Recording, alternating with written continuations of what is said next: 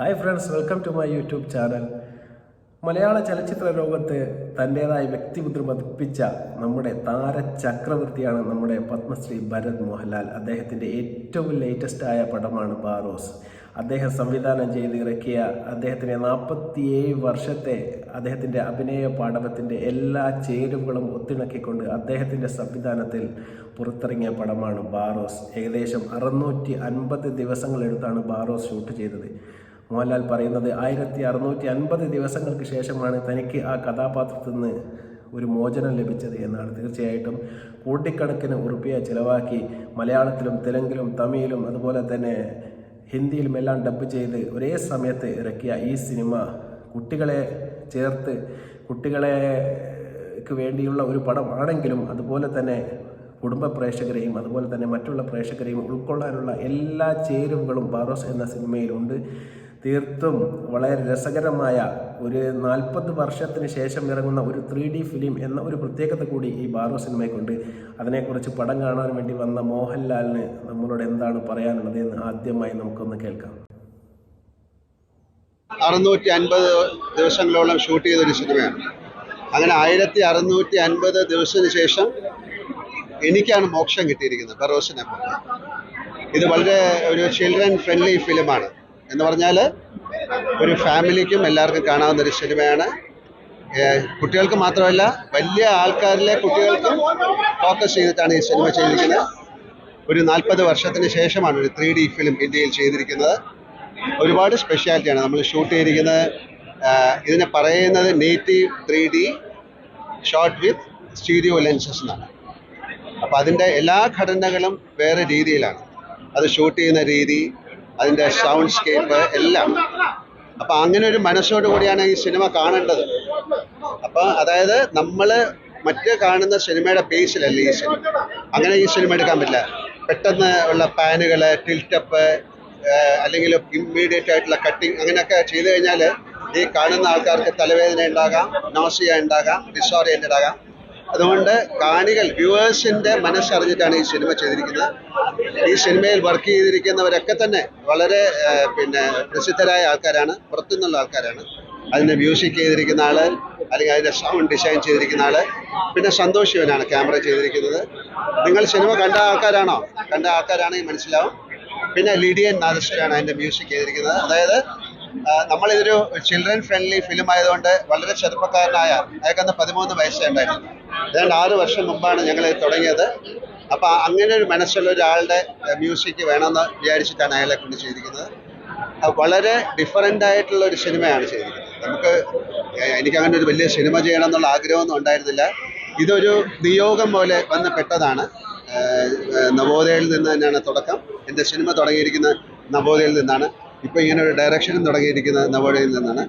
അന്ന് അദ്ദേഹത്തിന് ആ സിനിമ ചെയ്യേണ്ട, വേറൊരു സിനിമ ചെയ്യണം എന്ന് പറഞ്ഞപ്പോൾ ഇങ്ങനൊരു സിനിമ ആര് ചെയ്യും എന്നുള്ള ഒരു ക്വസ്റ്റ്യൻ വന്നപ്പോൾ ഇത് വളരെ റെയറായിട്ടുള്ളൊരു ഓപ്പർച്യൂണിറ്റിയാണ്.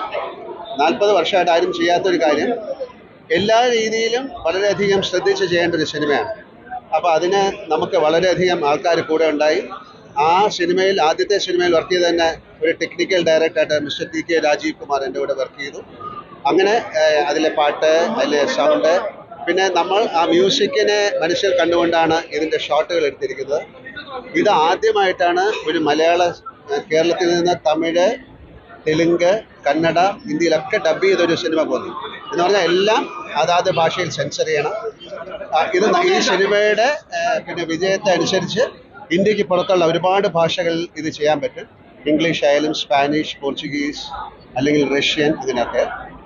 ഇതിലധികം ഇന്ത്യൻ ആക്ടേഴ്സ് വളരെ കുറവാണ്, എല്ലാം പുറത്തുനിന്നുള്ള ആക്ടേഴ്സാണ്. എന്തിനിങ്ങനെ ഒരു സിനിമ ചെയ്തതെന്ന് ചോദിച്ചാൽ, ഇത് ഒരിക്കൽ മാത്രം ചെയ്യാൻ പറ്റുന്നൊരു സിനിമയാണ്. ആസ് ആൻ ആക്ടർ അല്ലെങ്കിൽ ആസ് എ ഡയറക്ടർ ഒരു പ്രാവശ്യം മാത്രം ചെയ്യാവുന്നത്. വേറൊരാൾ ചെയ്താൽ രണ്ടാമത്തെ പ്രാവശ്യം. അപ്പോൾ അതുകൊണ്ട് എനിക്ക് കിട്ടിയ ഒരു ഭാഗ്യമാണ്, ഒരു ബ്ലെസ്സിങ് ആണ്.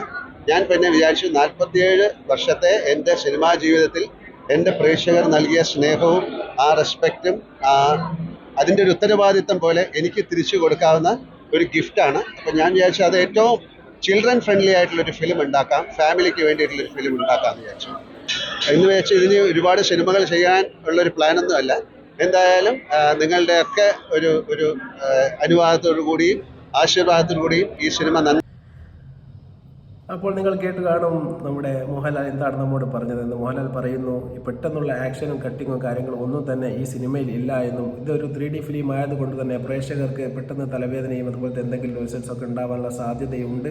അതുകൊണ്ട് തന്നെ പ്രേക്ഷകരുടെ അഭിരുചിക്ക് അനുസരിച്ചാണ് ഈ പടം താൻ ഷൂട്ട് ചെയ്തിരിക്കുന്നത് എന്നാണ് നമ്മുടെ ഭരത് മോഹൻലാൽ നമ്മോട് പറയുന്നത്. തീർച്ചയായിട്ടും അദ്ദേഹത്തിൻ്റെ പ്രയത്നം വെറുതെ ആവില്ല. തീർച്ചയായിട്ടും 47 വർഷത്തെ അദ്ദേഹത്തിൻ്റെ പ്രവൃത്തി പരിചയം തീർത്തും ഈ പടത്തിൽ അദ്ദേഹം ഉപയോഗപ്പെടുത്തി എന്നാണ് അദ്ദേഹം പറയുന്നത്. തികച്ചും ഈ പടം ചെയ്യാൻ വേണ്ടി തനിക്ക് ഒരു ഭാഗ്യം ലഭിച്ച തൻ്റെ ഒരു ഭാഗ്യമായിട്ട് കണക്കാക്കുന്നു എന്നാണ് മോഹൻലാൽ പറയുന്നത്. അതുപോലെ തന്നെ ഈ പടം തീർച്ചയായും ഒരു സൂപ്പർ സ്റ്റാർ അഭിനയിച്ചത് കൊണ്ട് മാത്രമല്ല നമ്മുടെ മലയാളിക്കാരെ ഏറ്റെടുത്തിരിക്കുന്നത്. കുട്ടികളോടുള്ള ഒരു ഇഷ്ടം കൊണ്ട് മാത്രം മോഹൻലാൽ ഇത്തരം ഒരു പടത്തിലേക്ക് കാൽ വെച്ചു എന്ന് വേണമെങ്കിൽ നമുക്ക് പറയാം. അതുപോലെ തന്നെ ഈ വെക്കേഷൻ ടൈമിൽ നിങ്ങൾ കുട്ടികളെ കൊണ്ട് എവിടെയെങ്കിലും പുറത്തു പോകണമെന്ന് നിങ്ങൾ ആഗ്രഹിക്കുന്നെങ്കിൽ തീർച്ചയായിട്ടും നിങ്ങൾ മോഹൻലാലിൻ്റെ ബാറോസ് കാണിക്കാൻ നിങ്ങൾ മറക്കരുത്. തീർച്ചയായിട്ടും നല്ലൊരു അനുഭവം തന്നെ ആയിരിക്കും. കുട്ടികൾക്കും ഫാമിലിക്കും നിങ്ങൾക്ക് ഒന്നിച്ച് പോയി പടം കണ്ട് രസിച്ച് വരാം എന്നൊരു complete family entertainment and 3D ഫിലിമാണിത്. തീർച്ചയായിട്ടും നിങ്ങളിത് കൈവിട്ട് കളയരുത്. നല്ലൊരു സുവർണാവസരമാണ്. ഏറ്റവും അടുത്ത തിയേറ്ററിൽ പോയി ഇന്ന് തന്നെ നിങ്ങൾക്ക് പടം കാണാവുന്നതാണ്. അതുപോലെ തന്നെ തിയേറ്റർ റെസ്പോൺസിലേക്ക് നിങ്ങൾക്ക് തീർച്ചയായിട്ടും ഒന്ന് കടക്കാം.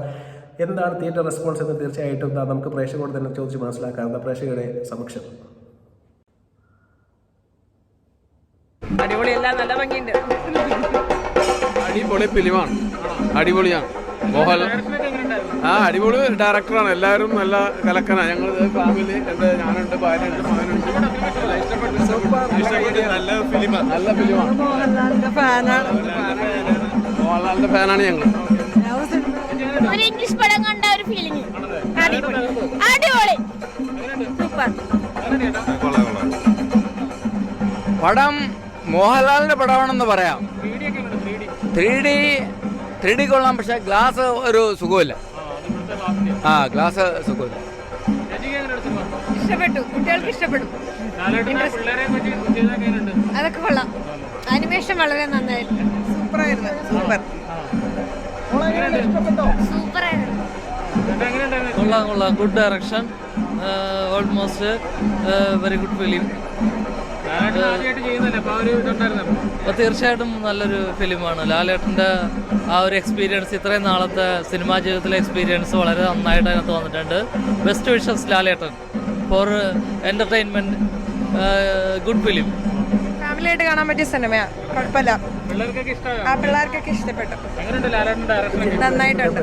നിങ്ങൾ കേട്ട് കാണും. വളരെ അടിപൊളി ഒരു പടമാണ്. തീർച്ചയായിട്ടും നിങ്ങൾക്ക് പോയി കണ്ടാൽ ഫാമിലിയോടൊപ്പം തന്നെ എൻ്റർടൈൻ ചെയ്യാൻ എല്ലാവിധ ചേരുവകളും ഒത്തിടങ്ങിയ ഒരു സൂപ്പർ സ്റ്റാർ പടം തന്നെയാണ് ഈ 3D ഫിലിം ബാറോസ്. നിങ്ങൾ തീർച്ചയായിട്ടും പോയി കാണും. നിങ്ങൾക്ക് ഇഷ്ടപ്പെടുകയാണെങ്കിൽ നിങ്ങൾ ലൈക്ക് ചെയ്യുക, ഷെയർ ചെയ്യുക, സബ്സ്ക്രൈബ് ചെയ്യുക. വീണ്ടും നല്ല ഒരു വീഡിയോയുമായി വരുന്നത് വരെ നന്ദി, നമസ്കാരം.